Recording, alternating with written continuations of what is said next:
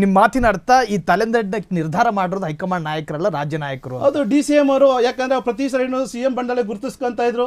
2014 ಕಳೆದಿತ್ತು power, ಇವತ್ತು CM ಇಲ್ಲ ಅಂತ ಹೇಳಿದ್ರು. ಮಹಾ ಕ್ರಾಂತಿನೇ ಆಗುತ್ತೆ ಅಂತಾನೆ ಹೇಳಿದ್ರು. ಆಮೇಲೆ DK ಶಿವಕುಮಾರ್ ಬಂದ್ರೆ ಹೇಳಿದ್ರು, ಯಾವ್ದೋ ಒಂದು ಮೀಟಿಂಗ್ ಹೋಯ್ದಾಗ ಏನೋ ಅವ್ರ ಆಸ್ತಿಗಳು ಬರ್ಸ್ಕೊಂಡಕ್ಕೆ ಹೋಯ್ತು ನಾವು ಅಂತಾನೆ ಹೇಳಿದ್ರು.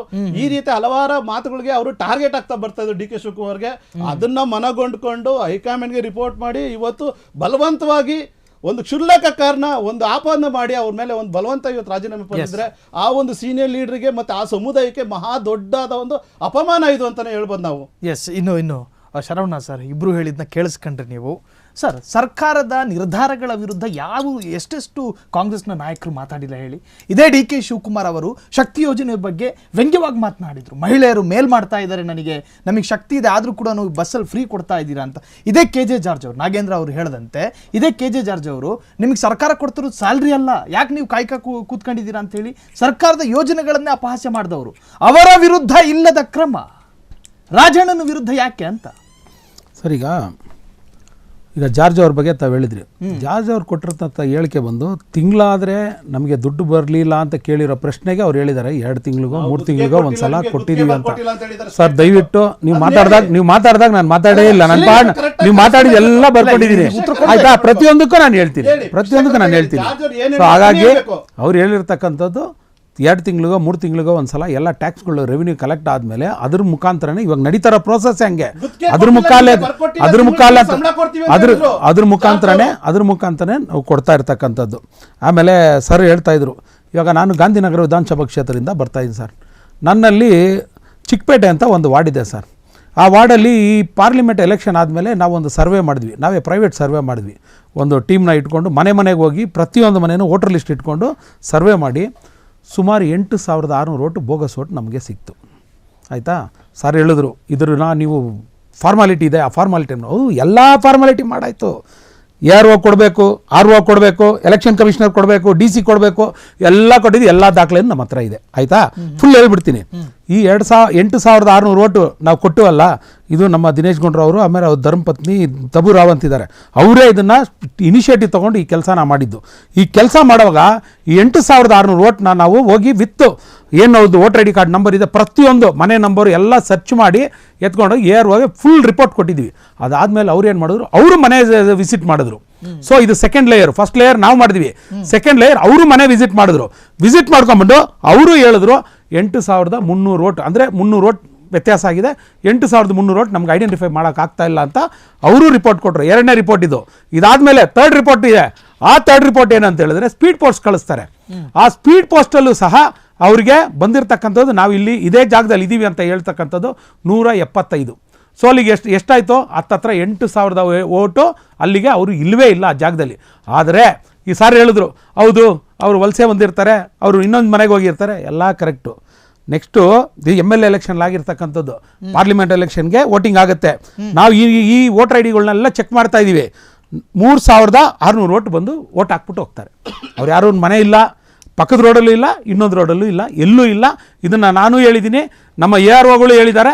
ಆದರೆ ವೋಟಿಂಗ್ ಬಂದು 3,600 ಜನ ಅಲ್ಲಿ ಬಂದು ವೋಟ್ ಮಾಡ್ಬಿಟ್ಟು ಹೋಗ್ತಾರೆ. ಪಕ್ಷದ ಕಾರ್ಯಕರ್ತರು ಏಜೆಂಟ್ ಕುಂತಿರಲ್ಲ ನಿಮ್ದು. ಹೌದಾ. ಇವಾಗ ನಾನು ಒಂದು ವೋಟರ್ ಲಿಸ್ಟ್ ಕೊಡ್ತೀನಿ ಸರ್, ಒಂದು ವೋಟರ್ ಲಿಸ್ಟ್ ಕೊಡ್ತೀನಿ. ಬೆಂಗಳೂರು ವೋಟರ್ ಲಿಸ್ಟು ನೀವು ತಿಳ್ಕೊಂಡಂಗೆ ಬೇರೆ ಇದರಲ್ಲಿ ಜಿಲ್ಲೆಗಳಿರೋ ಥರ ಇಲ್ಲ. ಅಪ್ಪನ ಹೆಸರು ಒಂದು ಬೂತಲ್ಲಿ ಇದ್ರೆ ಮಗನ ಹೆಸರು ಇನ್ನೊಂದು ಬೂತಲ್ಲಿ ಇದೆ. ಆ ಪರಿಸ್ಥಿತಿ ಇದೆ ಬೆಂಗಳೂರು. ಇಡೀ ಬೆಂಗಳೂರು ಈ ದೇಶದಲ್ಲಿ ಡಿಮೋಟಿವೇಶನ್ ಆದಾಗ ನಾನು ಗಾಂಧಿನಗರ ಇಡೀ ಬೆಂಗಳೂರು ನೋಡಿ, ಸತ್ಯಾಂಶ ಮಾತಾಡೋಣ ಸತ್ಯಾಂಶ ಮಾತಾಡೋಣ. ನಾನು ಇಡೀ ಬೆಂಗಳೂರಲ್ಲಿ ಇರ್ತಕ್ಕಂಥ ವೋಟರ್ ಲಿಸ್ಟ್ ಪರಿಸ್ಥಿತಿ ಬಗ್ಗೆ ನಾನು ಮಾತಾಡ್ತಾ ಇದ್ದೀನಿ. ಅಂದ್ರೆ ನಿಮ್ ಪಕ್ಷಕ್ಕೂ ಅದು ಆಗ್ಬೋದು, ನನಗೂ ಆಗ್ಬೋದು, ಇನ್ನೊಬ್ರಿಗೂ ಆಗ್ಬೋದು.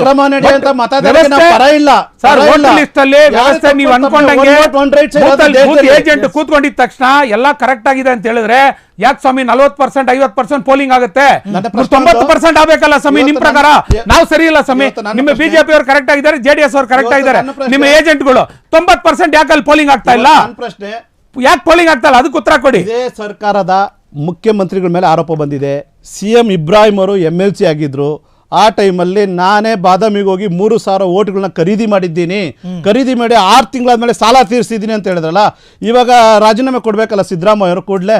ಈ ಅಪರಾಧನ MLC ಆಗಿದ್ದಂಥ MLC ಪವರಲ್ಲಿದ್ದಂಥ CM ಇಬ್ರಾಹಿಂ ಆರೋಪ ಮಾಡೋದು, ಮಾಧ್ಯಮಗಳ ಮುಂದೆ ಹೇಳಿರೋದು ಇದು ಸತ್ಯ, ಇದಾಗಿರೋ ಸತ್ಯ ಅಂತ ಹೇಳ್ತಾರಲ್ಲ, ಅದೇ ಇದೇ ರಾಜ್ಯದ ಮುಖ್ಯಮಂತ್ರಿ ಕೇಳಿ ಹೇಳ್ತಾರೆ, ಯಾವಾಗ್ರಿ ಏನ್ರಿ ಅದು ಗೊತ್ತಿಲ್ಲ, ಆ ವಿಷಯ ನಂಗೆ ಗೊತ್ತಿಲ್ಲ ರೀ, ಅದ್ರ ಬಗ್ಗೆ ಏನಿಲ್ಲ ರೀ ಅಂದ್ಕೊಂಡು ಹೋಗ್ತಾ ಇದ್ದಲ್ಲ. ಇದು ನೈತಿಕ ಹೊಣೆ ರಾಜ್ಯದ ಮುಖ್ಯಮಂತ್ರಿ ರಾಜೀನಾಮೆ ಕೊಡ್ಬೇಕಲ್ವಾ? ಆಮೇಲೆ ಇವ್ರು ಏನ್ ಹೇಳ್ತಾ ಇದಾರೆ, ವೋಟರ್ ಲಿಸ್ಟ್ ಇವತ್ತು ಇವರು 2 ವರ್ಷ ಆದ್ಮೇಲೆ ಮಾದೇಪುರಕ್ಕೆ ರಾಜಾಜಿನಗರಕ್ಕೆ ಇವ್ರು ಬಂದು ಕೇಳ್ತಾ ಇದಾರಲ್ಲ, ಚುನಾವಣೆ ಪ್ರಕ್ರಿಯೆಗಳು ಹೇಗಿರ್ತವೆ? ಇವತ್ತೇನಾದ್ರೂ code of conduct election declare ಆಯಿತು, ಚುನಾವಣೆ ಡಿಕ್ಲೇರ್ ಆಯ್ತು ಅಂದ್ರೆ ಆ ರಾಜ್ಯದ ಪ್ರತಿ ಕ್ಷೇತ್ರಕ್ಕೂ ಆ ಒಂದು ಕ್ಷೇತ್ರದ ವೋಟರ್ ಲಿಸ್ಟ್ನ ಬಿಫೋರ್ 3 ತಿಂಗಳು 4 ತಿಂಗಳಿಂದನೇ ವೋಟರ್ ಲಿಸ್ಟ್ನ ಕೊಡ್ತಾರೆ. ಆವಾಗ ಇವ್ರದೇ ಪಕ್ಷದ ಕಾರ್ಯಕರ್ತರು ಹೋಗಿ ಮನೆ ಮನೆಗೂ ಹೋಗಿ ವೋಟರ್ ಲಿಸ್ಟಲ್ಲಿ ಹೆಸರು ಬರ್ದು ಕೊಡ್ತಾರೆ. ಅವತ್ತು ಇವರು ಸ್ಕೂಟ್ನಿ ಮಾಡಿ ಒಂದೊಂದು ಹೆಸರಲ್ಲಿ 5-5 ವೋಟ್ ಇದೆ ಅಂತ ಅವತ್ತು ಇವರು ಅದನ್ನು ಹಿಡಿದುಕೊಂಡು ಅವತ್ತೇ ಇವರು ಹೋರಾಟ ಮಾಡಿದರೆ ಅದು ನ್ಯಾಯಬದ್ಧವಾಗಿತ್ತು. ಇವತ್ತು ಒಂದು ದೇಶದ ಜನನ ದಿಕ್ತಪ್ಸೋಕ್ಕೋಸ್ಕರ ಒಂದು ಕಳಂಕ ತರಬೇಕು ಚುನಾವಣಾ ಆಯೋಗದ ಮೇಲೆ, ಈ ಒಂದು ರೀತಿಯಾಗಿ ಒಂದು ರೀತಿಯ ಒಂದು ಡೈವರ್ಷನ್ ಅಷ್ಟೇ ಇದು, ರಾಜ್ಯದ ಜನ ಡೈವರ್ಷನ್ ಮಾಡ್ತಾ ಇರೋದು ಅಷ್ಟೇ ಇದು. ಒಂದು ನಿಮಿಷ ಆತ್ಮಾನಂದ್ ಅವರೇ, ರಾಹುಲ್ ಗಾಂಧಿ ಒಂದು ಕಡೆ ಮಹದೇವಪುರ ಅಂತ ಹೇಳ್ತಾರೆ, ಇಲ್ಲಿ CM ಇಬ್ರಾಹಿಂ ಬಾದಾಮಿ ಅಂತ ಹೇಳ್ತಾರೆ, ಇಲ್ಲಿ ಎರಡರಲ್ಲಿ ಯಾರನ್ನ ನಂಬೋದು ಅಂತ? ಸರ್, ಈಗ ಶರವಣ್ ಅವರು ನಾವು ಸರ್ವೆಯನ್ನ ಮಾಡಿದ್ವಿ. ದಿನೇಶ್ ಗುಂಡೂರಾವ್ ಅವರ ಮಡದಿ ಏನೋ ಹೆಸರು ಹೇಳಿದ್ರು, ಅವರ ಮಡದಿನೂ ಕೂಡ ಇದನ್ನ ಸರ್ವೆ ಮಾಡಿದೀವಿ. ಸರ್ ನೋಡಿ, ಇಡೀ ರಾಜ್ಯದಲ್ಲಿ ಎಲೆಕ್ಷನ್ ಆದಾಗ್ಲೂ ಕೂಡ ನಿಮಗೆ ಇಡೀ ಮಾಧ್ಯಮಗಳು ಮತ್ತು ಬೆಂಗಳೂರು ಜನವನ್ನ ಎಲ್ಲರೂ ಕೂಡ ಇಡೀ ರಾಜ್ಯದ ಜನ, ದೇಶದ ಜನ ಒಂದು ಎಲ್ಲೋ ಅಪಹಾಸ್ಯ ಮಾಡುವಂಥ ಕೆಲಸ ಆಗ್ತಾ ಇದೆ. ಅದನ್ನು ನಿರಂತರವಾಗಿ ಕಳೆದ 4-5 ಚುನಾವಣೆಗಳಲ್ಲಿ ನಾವು ನೋಡಿದ್ದೀವಿ. ಏನಾಗುತ್ತೆ, ಬೆಂಗಳೂರು ಜನ ಓಟ್ ಹಾಕೋದಿಲ್ಲ, ITBT ಅವರು ಓಟ್ ಹಾಕೋದಿಲ್ಲ, ಅವರು ಮತಕೇಂದ್ರಕ್ಕೆ ಬರೋದಿಲ್ಲ ಅನ್ನುವಂಥ ಮಾತುಗಳನ್ನು ಹೇಳ್ತಾರೆ. ಇವತ್ತು 5 ಲಕ್ಷ 6 ಲಕ್ಷ ಇರುವಂಥ ಕ್ಷೇತ್ರಗಳಲ್ಲಿ ನೀವು ಅದೇ ಹಳೆಯ ವೋಟರ್ ID-ಯನ್ನು ಇಟ್ಕೊಂಡು ಯಾರು ಎನ್ರೋಲ್ ಆಗ್ತಾನೆ ಇರ್ತಾರೆ, ಫಾರಮ್ ನಂಬರ್ 6 ಕೊಟ್ಟು ಎಲ್ಲೋ ಮನೆ ಚೇಂಜ್ ಮಾಡ್ತಾನೆ, ಅಲ್ಲಿ ಒಂದು 4-5 ಫ್ಯಾಮಿಲಿಯವರು ಅವ್ರಿಗೆ ವೋಟರ್ ID ಬೇಕಾಗಿರ್ತದೆ, ಏನೋ ಒಂದು ಕಾರಣಕ್ಕೆ ವೋಟರ್ ID ಮಾಡಿಸ್ಕೊಳ್ತಾರೆ. ಮತ್ತು ವಲಸೆ ಹೋಗುವಂಥವ್ರು, ಮನೆ ಬಾಡಿಗೆ ತಗೊಳ್ಳುವಂಥವ್ರು, ಅವ್ರು ಇಡೀ ಕುಟುಂಬದವರು ನಮ್ಮ ಪಕ್ಷದ ಎಲ್ಲ ಪಕ್ಷದ ಕಾರ್ಯಕರ್ತರನ್ನೇ ಅವ್ರಿಗೆ ವೋಟರ್ ID ಮಾಡಿಸ್ಕೊಡ್ತೀವಿ. ಆದರೆ BLOಗಳು ಮತ್ತು ಏನೋ ಈ ಅಧಿಕಾರಿಗಳಿದ್ದಾರಲ್ಲ, ಅವರು ಸರಿಯಾದಂಥ ಸರ್ವೆಯನ್ನು 6 ತಿಂಗಳುಗಳ ಕಾಲ ಸಮಯ ಇರ್ತದೆ, ಕೊನೆ ಕ್ಷಣದವರೆಗೂ ಕೂಡ ಫೈನಲ್ ಆಗೋವರೆಗೂ ಪಟ್ಟಿ ಕೈಲಿ ಇರ್ತದೆ ಎಲ್ಲ ಕಾರ್ಯಕರ್ತರ ಕೈಲೂ. ಆವಾಗಲೂ ಕೂಡ ಆ ಒಬ್ಬ ಕಾರ್ಯಕರ್ತ ಈ ಮನೆಯಲ್ಲಿ ವಾಸ ಇಲ್ಲ ಅಂತೇಳಿ ಆ BLOಗಳಿಗೆ ಅದನ್ನು ರದ್ದುಪಡಿಸುವಂಥ ಎಲ್ಲ ಅಧಿಕಾರ ಕೊಟ್ಟಿದ್ರು ಕೂಡ ಅದ್ಯಾವುದು ಕೂಡ ಮತದಾರರ ಪಟ್ಟಿಯಿಂದ ಹೊರಗಡೆ ಇಡೋದಿಲ್ಲ. ಆದ್ರಿಂದ ಇದು ಪದೇ ಪದೇ ಇನ್ಕ್ಲೂಡ್ ಆಗಿ ಒಂದೊಂದು ಕ್ಷೇತ್ರದಲ್ಲಿ 5.5-6 ಲಕ್ಷ ವೋಟರ್ಸ್ ಇರ್ತಾರೆ. ಅದು ನಿಜವಾದ ಅರ್ಧಕ್ಕರ್ಧ ಜನ ಅಲ್ಲಿ ವೋಟರ್ ID-ಗಳೇ ಇರೋದಿಲ್ಲ. ಒಂದು ಬೂತಲ್ಲಿ 600 ಜನ ವೋಟ್ ಹಾಕ್ತಾರೆ. ಆದರೆ ಇನ್ನು 600 ಜನ ಎಲ್ಲೋದ್ರು ಅಂದರೆ ಅವರು ಪಕ್ಕದ ಯಾವುದೋ ಒಂದು ವಾರ್ಡಲ್ಲೋ ಇಲ್ಲ ಪಕ್ಕದ ಕ್ಷೇತ್ರದಲ್ಲೋ ಹೋಗಿ ಮನೆ ಮಾಡ್ಕೊಂಡಿರ್ತಾರೆ, ಅಲ್ಲಿ ವೋಟರ್ ID-ಯನ್ನು ಪಡೆದಿರ್ತಾರೆ. ಆದ್ದರಿಂದ ಇದಕ್ಕೆ ಮಾತಾಡುವಂಥ ಎಲ್ಲ ಅಧಿಕಾರ ರಾಹುಲ್ ಗಾಂಧಿ ಅವರಿಗೆ ಇವತ್ತು ಅಧಿವೇಶನ ನಡೀತಾ ಇತ್ತು, ಅಲ್ಲಿ ಮಾತಾಡಲೇ ಇಲ್ಲ. ಅವಕಾಶ ಕೊಟ್ಟಿದ್ರು, ಮಾತಾಡಲೇ ಇಲ್ಲ. ಅಲ್ಲಿ ಎಲ್ಲಿ ಮಾತಾಡಬೇಕಾಗಿತ್ತು ಅಲ್ಲಿ ಮಾತಾಡ್ದೇನೆ ಒಂದು PPT-ಯನ್ನು ಇಟ್ಕೊಂಡು ಯಾವುದೋ ಅದನ್ನು ಕೂಡ ಸರಿಯಾಗಿಲ್ಲ, ಯಾವುದೋ 0 ಯಾವ ಮನೆಗಳಿಗೆ ನಂಬರು. ಇವತ್ತು ಹಳ್ಳಿಗಳಲ್ಲಿ ಎಷ್ಟೋ ಮನೆಗಳಿಗೆ ನನ್ನ ಮನೆಗೆ ನಂಬರ್ ಇಲ್ಲಪ್ಪ. ನಮ್ಮ ಹಳ್ಳಿಗಳಲ್ಲಿ ನಂಬರ್ ಹಾಕುವಂಥದ್ದಿಲ್ಲ.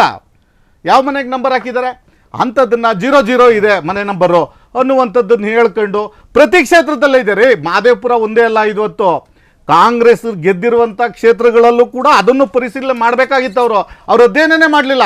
ಕ್ಷಣ ಕ್ಷಣದ ಸುದ್ದಿಗಳಿಗಾಗಿ ಫ್ರೀಡಂ ಟಿವಿ ಸಬ್ಸ್ಕ್ರೈಬ್ ಮಾಡಿ, ಲೈಕ್ ಮಾಡಿ ಹಾಗೂ ಫಾಲೋ ಮಾಡಿ. ಹೊಸ ಸುದ್ದಿಗಳ ನೋಟಿಫಿಕೇಶನ್ಗಾಗಿ ಬೆಲ್ ಐಕಾನ್ ಮೇಲೆ ಕ್ಲಿಕ್ ಮಾಡಿ.